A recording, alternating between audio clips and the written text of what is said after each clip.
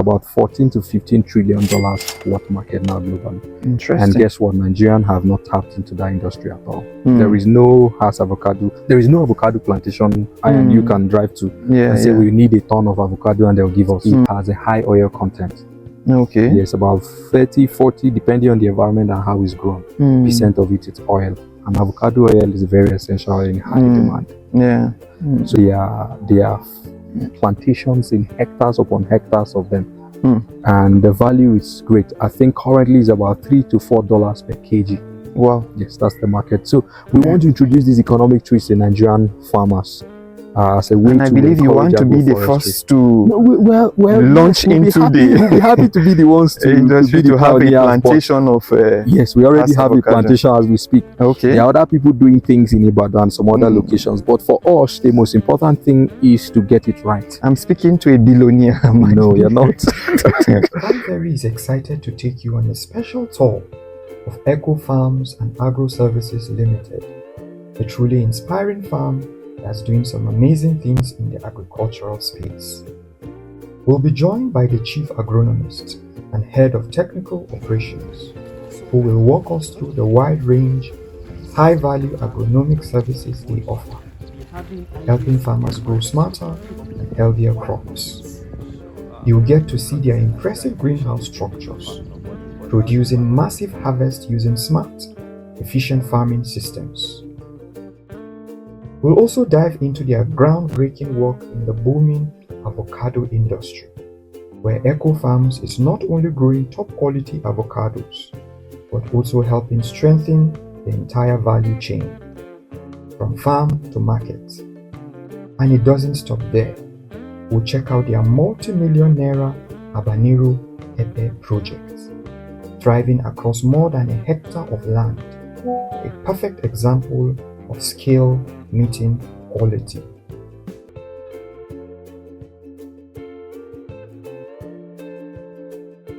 Then we go behind the scenes into their bio-industrial formulation lab, where they are developing smart, sustainable solutions for pest control and boosting crop yields naturally.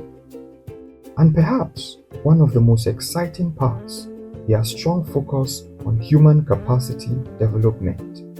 From training programs to knowledge-sharing platforms, they are raising up a new generation of skilled professionals in the agri space. Eco Farms is more than just a farm. It's a hub of innovation, growth, and impact. So stick with us as we explore the heart of their operations, right here on Farm Ferry. It's a beautiful and cool morning in the city of Jos, Plateau State, Nigeria. And we are here at Eco Farms Agro Services Limited to see what they do here and the agri services that are going on here. Welcome. Hi everyone, my name is Benjamin. Like you said, I'm the Chief Agronomist and Head Technical Operations at the Eco Farms and Agro Services Company. We do quite a lot of high-value agronomic services at the Eco Farms.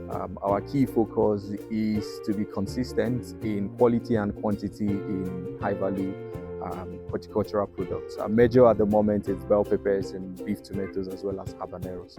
We're also into organic farm inputs, the likes of fertilizers, insecticides, and nematicides. We also have a program on agroforestry.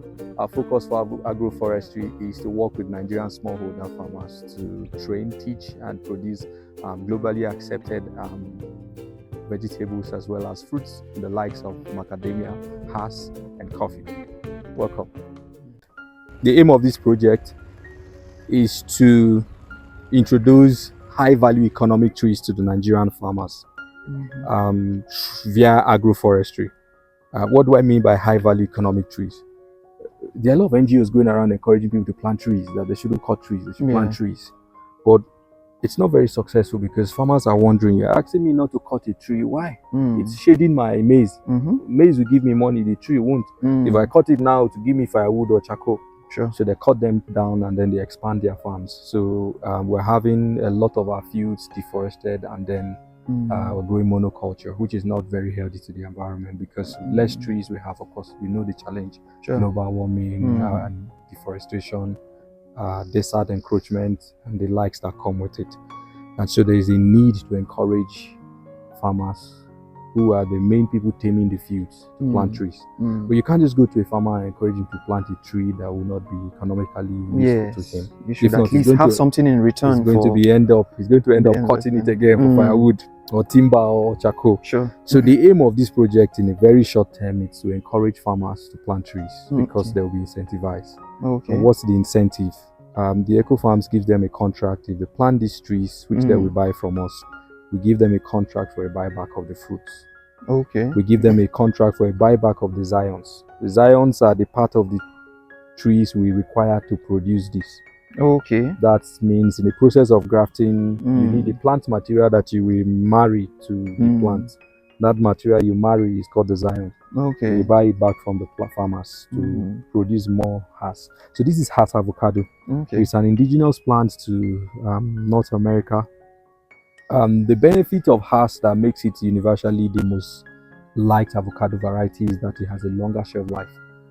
It never ripens on the tree. It may in certain weather, but from the time you harvest it when it's mature, you have a minimum of 21 days before it gets ripe. So you can transport it to any part of the world.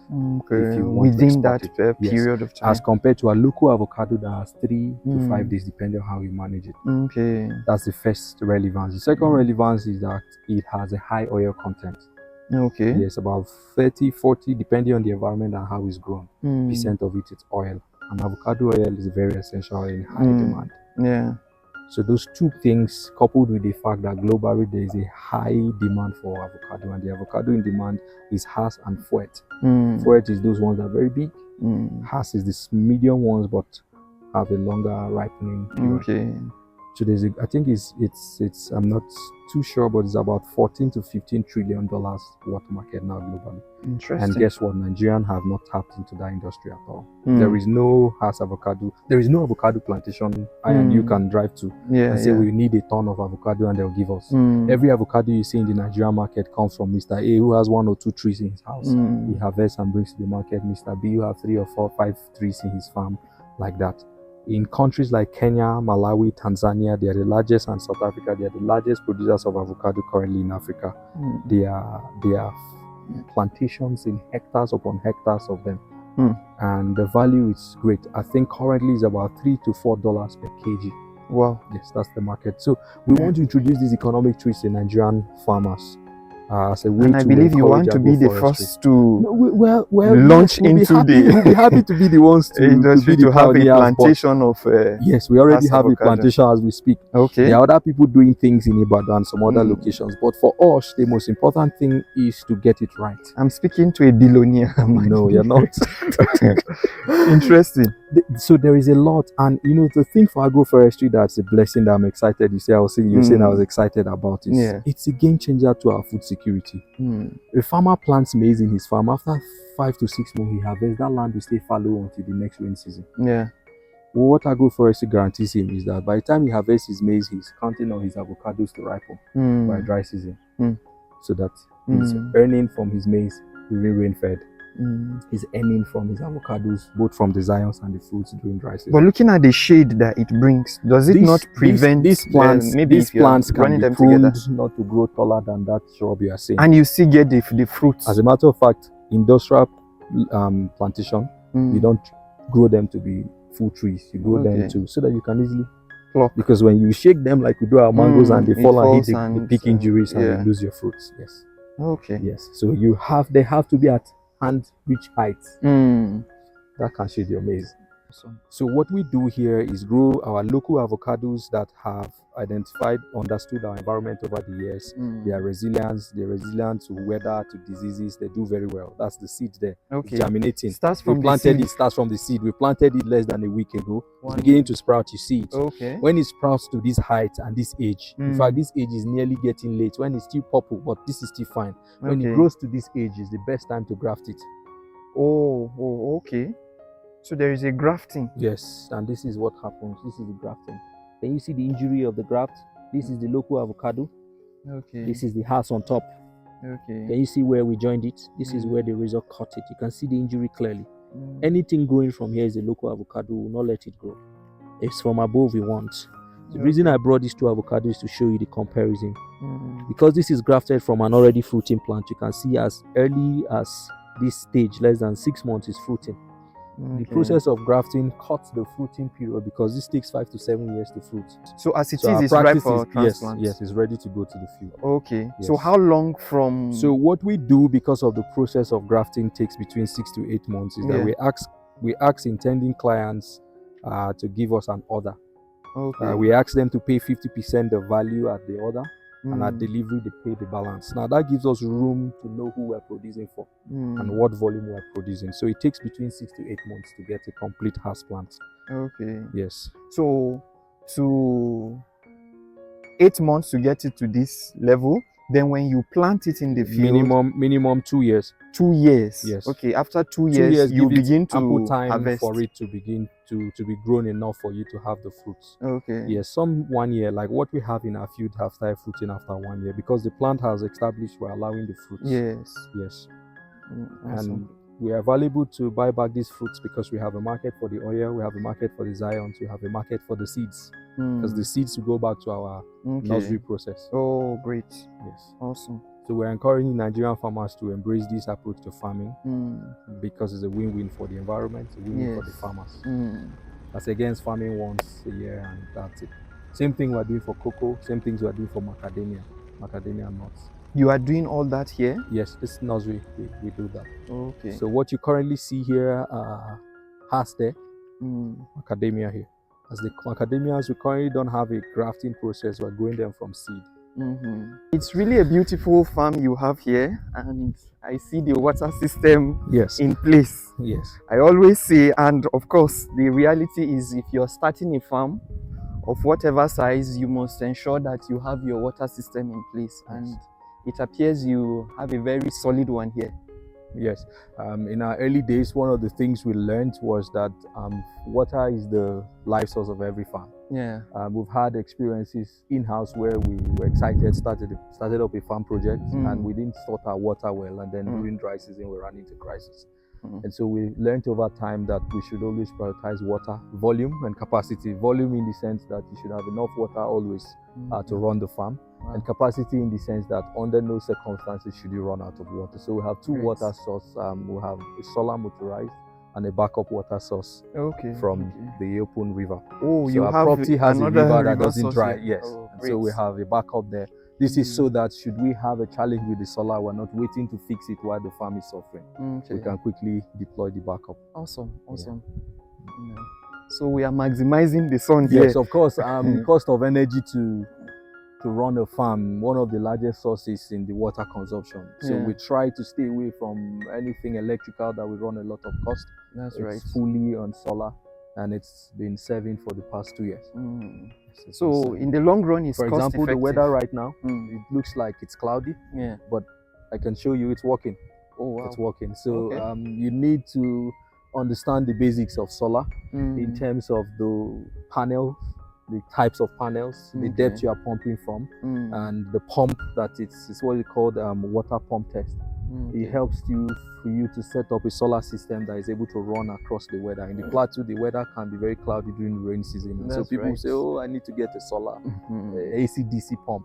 But this is fully on solar and it's pumping at this cloud level. That's our phytosanitary structure. We recommend that whoever comes to the farm will have to wash their hands before we go to the farm. It helps us to manage disease. So what it requires is that this is solar directly from the pump, not the tank. So you can see the cloud level and it's still pumping with good pressure. So every visitor is mandated to wash their hands. This is to prevent cross-contamination from the farm. You can wash. Yeah. There's soap there. There's a signage there that details what it's for.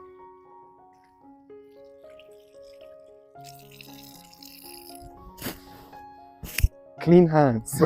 Yes. And just when you think you've seen it all, Mr. Emmanuel takes us even deeper, revealing their bold moves in the bell pepper sector and a powerful strategy that's driving massive profits. You definitely don't want to miss this. Keep watching.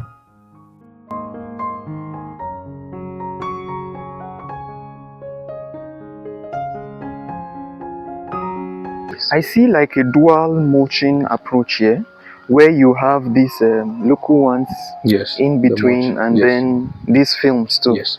So why are you integrating the two? So Is in this in not... practice, we've realized that the Yes. traditional mulching film, Mm. it's not very durable. Okay. It's environmental friendly, but it's not very durable. Mm. And when you use it to mulch the ridges, in this our region is an open field, it can be very windy when it's raining. And what we've observed is the wind will blow them off. So we're just trying to be more efficient by deploying the mulching film on the ridges, and then deploying the conventional straws in between the ridges to starve off weed. Okay. So looking at this, why the choice for habaneros, and how lucrative is it investing in this business? Currently, habaneros are doing better than bell peppers per kg. Is that so? Yes, they are. Yes. Okay. Yes, they are.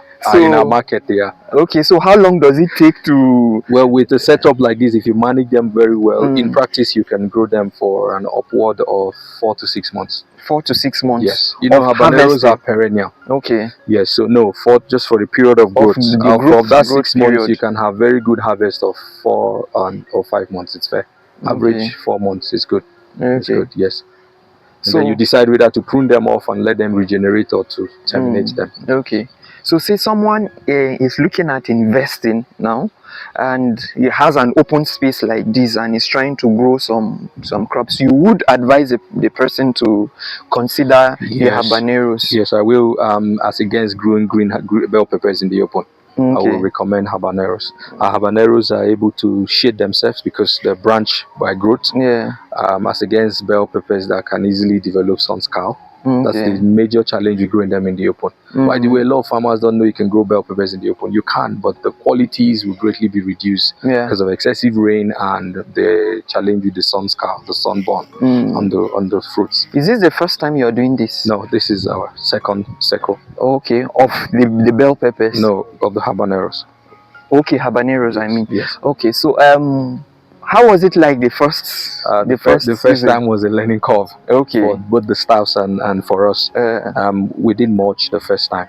Okay. We spent a lot of energy and resources weeding. Mm. That was a major turn down. We were weeding because it's a new field we acquired, and weeds were our major enemies. So and that's what's giving us the idea about the weeding. And then of course irrigation too.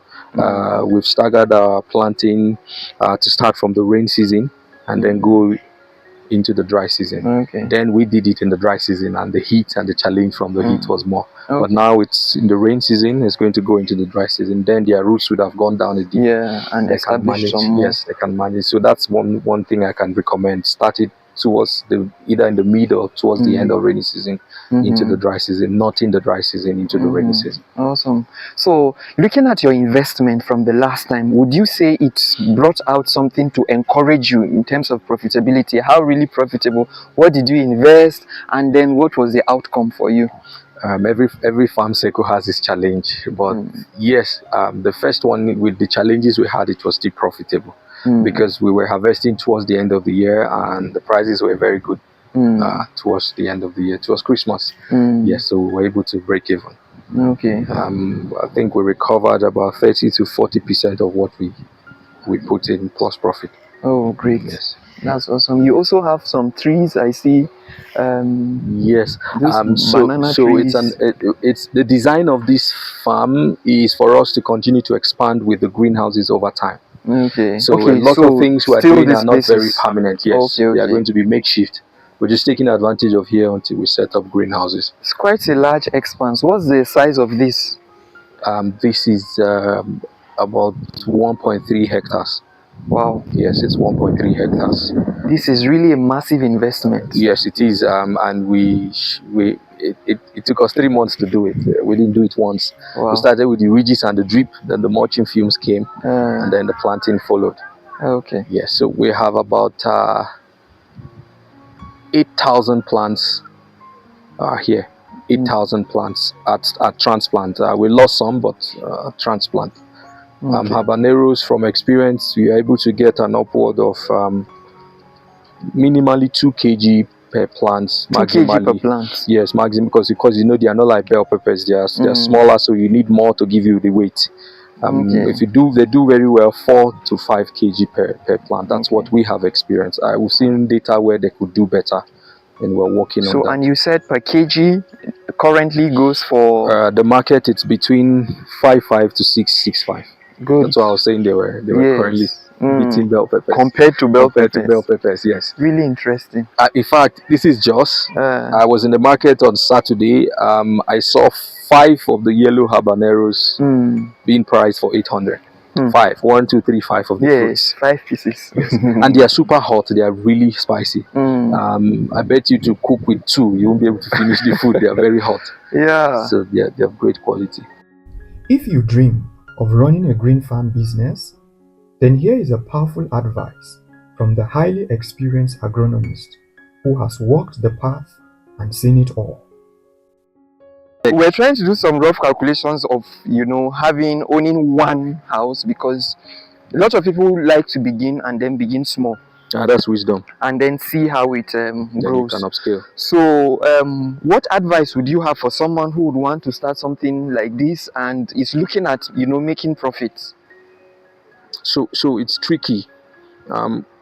Let me speak in practice what I have learned, then I'll respond to that question. If you have one greenhouse, consistency will be your greatest challenge, because by the time that greenhouse is ready for termination, what becomes of your market while you are going through your next cycle? Yeah. That's the beauty of the business. Once you start, you just have to keep expanding. But back to that, usually it's expensive to start. That's the truth. It's expensive to start, but like you mentioned, the rule of thumb will be to start small, learn and upscale. And so it's expensive to set up, but if you know what you're doing, you should be able to recover nearly all of your investment at your first cycle.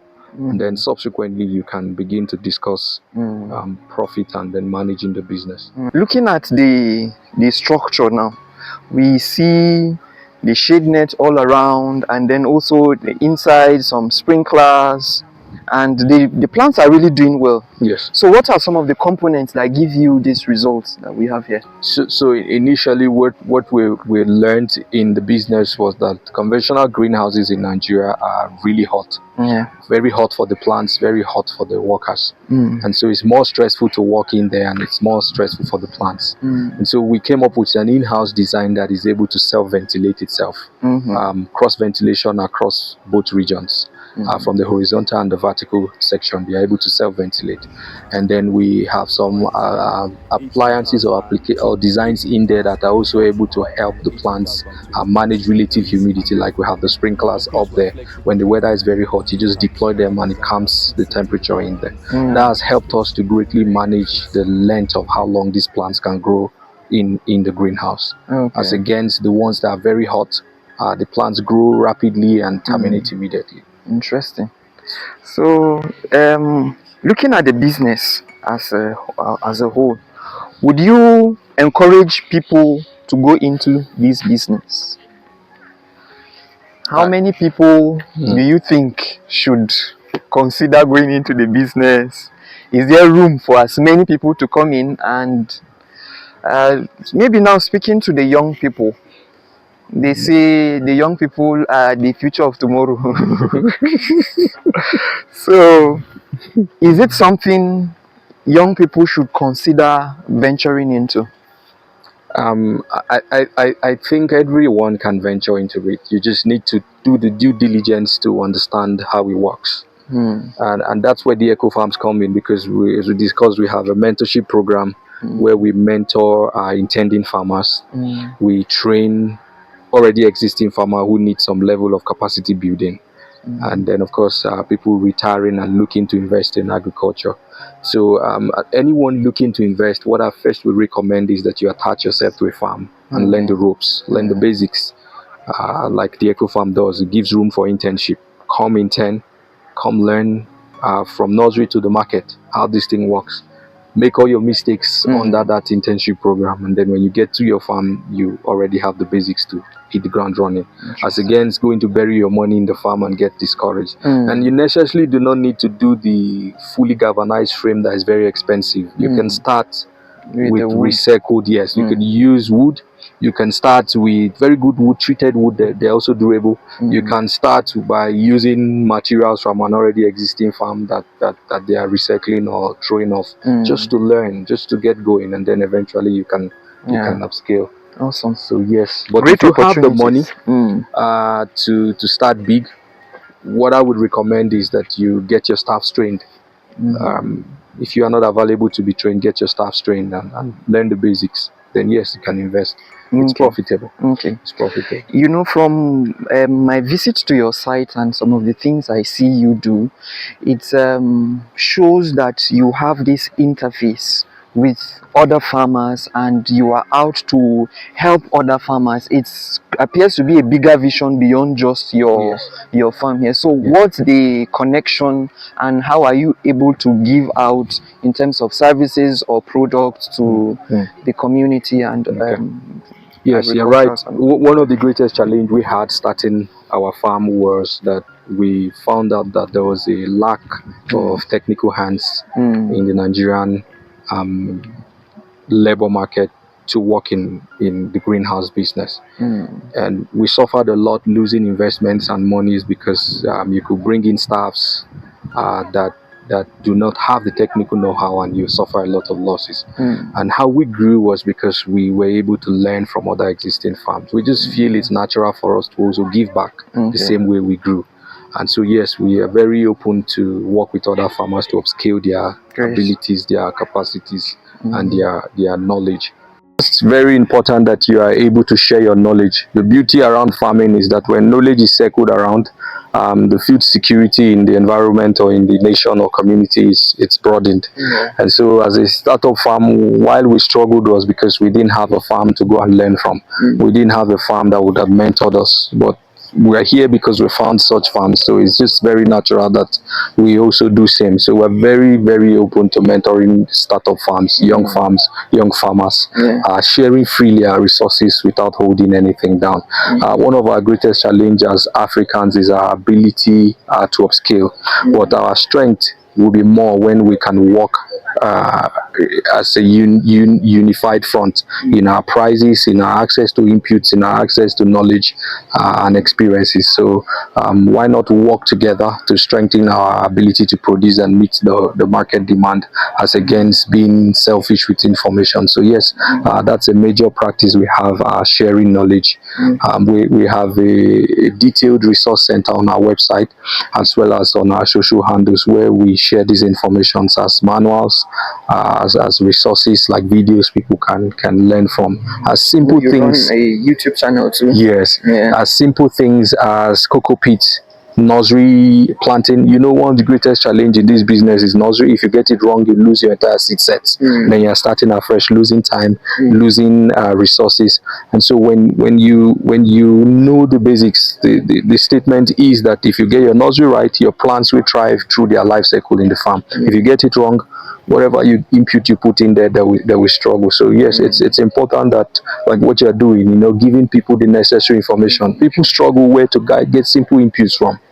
Like mulching films, they seem not to be available anywhere. People spend a lot of money and time waiting when you can just go to the right source and get them. So I think we have a lot of work to do to guide people right, directing them to the market and directing them to the right knowledge. So are you the go-to place where when people need these inputs, they are able to, approach you or come to your place and, are able to get so we're not the one-stop shop, but we have access to inputs in-house as well as our networks. So what we have, we'll be happy to give, and what we don't, we'll be happy to point them the right direction. And I know one thing that you keep talking about and trying to de-emphasize is the continuous use of synthetics, in terms of growing crops, and then trying to very look important. At the approaches that would lessen the use of that and more of bio approach to farming. Why is that, and how much success have you made in terms of that? Because for farmers looking at the quick returns, the bio fertilizers or other additives may not give the as fast as they want. The required output. So how are you able to balance this? So as an organization, as our name says, Eco Farms, we're highly eco-friendly. Yes, we're highly environmental friendly oriented. The reason is because there is a growing depletion in. There's what is called yield per hectare, and there's what's called health per hectare. There is a growing disparity between the available yield per hectare and the health per hectare. We're having more food that is not very nutritious. We're having more food that is not very healthy. And so we focus a lot of our attention on what our consumers are eating, what's happening to our soil as we continue to engage it year in, year out as a form of conservation, what's happening to our workers who are working in our farms. They're more healthy, or they are becoming less healthy. And so at the Eco Farms, we have a key focus, which is to produce high quality food that at the same time is environmental friendly, and it's also affordable. And so we are very interested in farming in environmental friendly ways. So we embrace a lot of climate smart approach to farming. We embrace a lot of conservational approach to farming. One of the things we do is that we produce 100% organic inputs in-house. We have 100% organic fertilizer crop, rich yield. We have an insecticide that developed from neem oil called Crofit. We develop these things to use in our farms, and then we began to realize that other farmers will need them. And so we're happy to work with them to introduce them, but they need to learn how to use these things like you were mentioning. Currently, the Nigerian market, we have biostimulants that work to reduce food abortion. We have bio-based fungicides. There was a major outbreak of ginger disease in Kaduna. You know, Nigeria is known to produce the world's spiciest ginger. We're happy to announce we worked with farmers in last 3-4 years to manage that infection, because we were able to develop a bio-based fungicide that works in the farm. So what this does is that it helps your soil to be more healthy over the year, because as you continue to use the soil year in, year out, it begins to reduce its health. But when you're using a bio-based fertilizer or other inputs, you are able to replenish as you exhaust. You replenish as you exhaust, which is a more sustainable approach to farming. And then, of course, our consumers are less exposed to harmful chemicals that are detrimental to their health. And then our workers too are exposed to less chemicals, and that has helped us. But on the area of using, why farmers are not embracing a lot of organic farm inputs or the organic inputs, because yes, they are natural, so their effect is not as rapid and overnight as the chemical. So what we currently practice in the Eco Farm is an integrated approach. What that does is that we're moving away from completely largely depending on chemical farm inputs, using more of organic with minimum use of the synthetic. Now, for example, the organic fertilizers are slow release. That means their nutrients are released gradually over a long time to the farm, to the crops. But the chemical release the nutrient rapidly and immediately. So what happens is, if you have crops that are requiring nutrient rapidly and overnight, there's a shortfall, and then people say organic farm inputs don't work. So what we recommend is that farmers do a gradual and a slow phased out of the chemical and depending largely on the organic. And by the time you blend, you have better results, because you're bringing the advantages and the disadvantage and the advantage of the chemical as well as the organic. For example, the chemical releases immediately but finishes immediately. Whenever it rains, the excessive rain washes off what's left.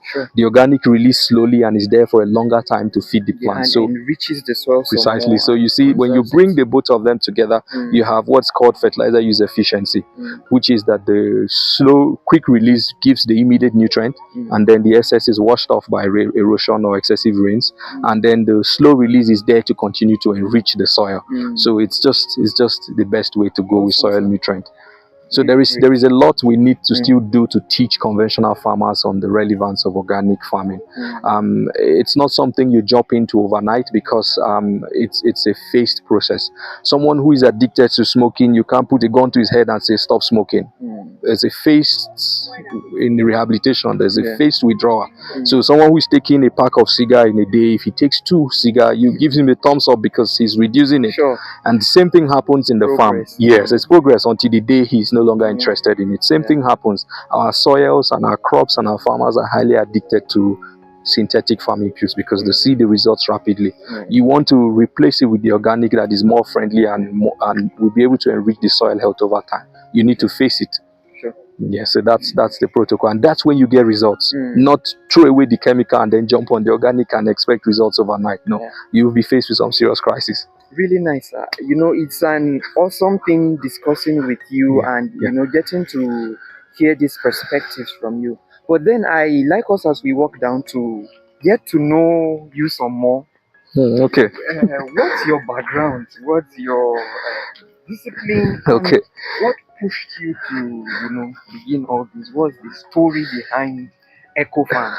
Okay. Um, my background is sustainable agricultural development.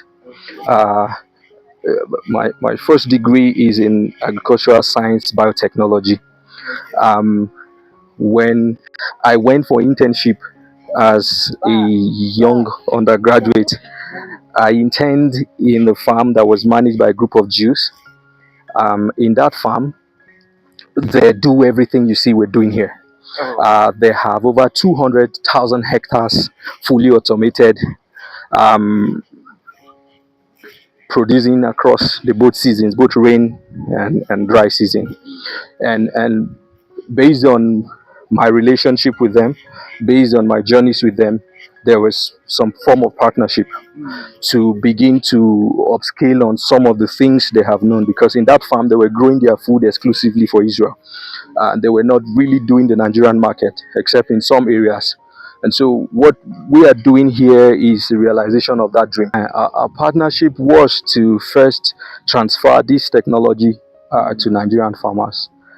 Secondly, make that technology or practice available in Nigeria to be able to boost food security. And so what we're doing here is just like a phase of where we're getting to. We intend to expand on a national level, but until we have the infrastructure necessary to be able to run that expansion is going to be challenging. So yes, some of the ideas you see here that are novel, for example, you notice we have a lot of flowers around our farms. It's deliberate. First is because they are used to attract insect pests that would go into the farm through the flowers. Yes, we're also heavily investing. Of course, we talked on agroforestry, the Hasam Academia project. So bees are our partners on that project to produce honey, but not just honey for food, but to work as pollinators. So we have an apiary, and in our apiary, of course, bees are in need of nectar and pollen. And so yes, we think in a very environmental sustainable approach. So you see, that's why we can't heavily depend on anything chemical. We use them, but only when necessary. Okay. So from what you are saying now, when you finished your education, that's university education, you moved into this street. Yes, that's been all my life. It's been farming. Okay, so for how long have you been in since 2015? Okay, 2015 to now. That we are talking of 10 years, if not more. This is 2025. Okay, so about 15 years. How has the journey been really? Because for someone who is watching and is like, wow, you mean you've been in this for 10 years? Has it been a walk in the park for you, or there's nothing called walk in the park in agriculture. There are always challenges. I haven't consistently been only in farming. I've done some other businesses like construction, but on the agri front, that's where my passion is. And one thing about farming, your passion there for the money, or for both the money and the results. Let's be frank. No one wants to keep farming and then the money is not there. The money it's an encouragement, but the joy is growing crops and seeing them thrive. That's the joy. So yes, I'm there both for the economic relevance for me. Yes, first the money, and secondly being able to work with others, like the Train Back program where you're able to train other young farmers, being able to help a co-farmer overcome a challenge he's facing in his farm that you used to face until I'll give you an example. Trips are notorious. And for many years we were struggling with trips. There's no chemical in the market. We've not tried to deal with trips. And we discovered recently that the magic to managing trips, it's dealing with them at the egg and larva stage. Not killing off the adults which have already laid eggs in the stems of the plants, and the eggs will keep hatching. So that's what led to the production of the crop feed, the neem-based fertilizer insecticide I was talking about. Neem oil, it's a game changer for managing a lot of insect pests, because neem manages It inhibits the, remember metamorphosis in secondary school, insects moving from one stage to the other, the egg, the larva, the nymph, the So you attack from the roots. yeah, so neem is able to inhibit them from moving from one stage to the other. Okay. That's the thing. Every other chemical will just kill the adult, and thrips are very tiny at the larva stage. You are spraying them, the chemical doesn't get to them because they can run and hide in the flowers. So sharing that knowledge with another farmer can save him a lot of investment, because thrips can wipe your entire farm. So that's a lot more. But yes, money comes to be the cherry on the cake. So what has been your biggest achievement so far? You know, having been in this for 10 years, would you say? I think I'll talk about my challenges then my achievements. Okay. Every farmer has had and will always have their journeys. We've lost a lot of money from poorly trained staffs who will go to the farm and make mistakes that will wipe the entire farm, to insecurity in fields where you go to invest and come back and it's been burnt down or has been attacked and plundered, to not even having the necessary available resources to set up. But what I've learned is that consistency is key. If you stay focused, following one course until success, if you stay on it and you know what you're doing, help comes eventually. So you're able to attract the right funders, right partners to work with you, to help you upscale. And so staying on that course is the first thing I'll say. Then success means for me will be to attract the right like minds to work with me or my team to ensure that the vision we have, it's no longer a struggle to pass on, but Mr. A knows what he needs to run with. And so he's succeeding in his field, I'm succeeding in mine. Together, we're getting to where we're going. As I wrap my visit to Eco Farms, one thing is clear. This place is nothing short of breathtaking. Every step through the fields, every structure, and every story shared is a powerful testament to what vision, dedication, and consistency can truly produce. Eco Farms is not just a success story, it's a game changer for Nigeria's agricultural sector and a bold reminder that a food-secure future is possible. I think one of the things that we need to talk about when it comes to encouraging young people to invest in agriculture or to be excited in agriculture is the fact that it's an industry that it's going to always be in demand. Whatever happens to the economy, people will eat. Whatever happens to the weather, people will have to eat. And there are a number of ways to farm, but the greenhouse farming gives that security away from weather anomalies, rapid changes in the weather. But when it comes to farming, it's stressful, I must say. It's lucrative. There is a lot of money in farming, but if you don't know your way around farming, it's one area you can easily lose a lot of money. So my word to young people will be to take time to learn. Be patient. If you're passionate about this industry, then be ready to give it your time. And it's one place you will not regret. So whether it's agriculture or any dream you carry, it's time to take the bold first step. Start where you are. Use what you have. Stay the course. Because the future isn't built by those who wait. It's built by those who dare to begin. This is Farm Fairy. Until next time, keep growing, keep dreaming.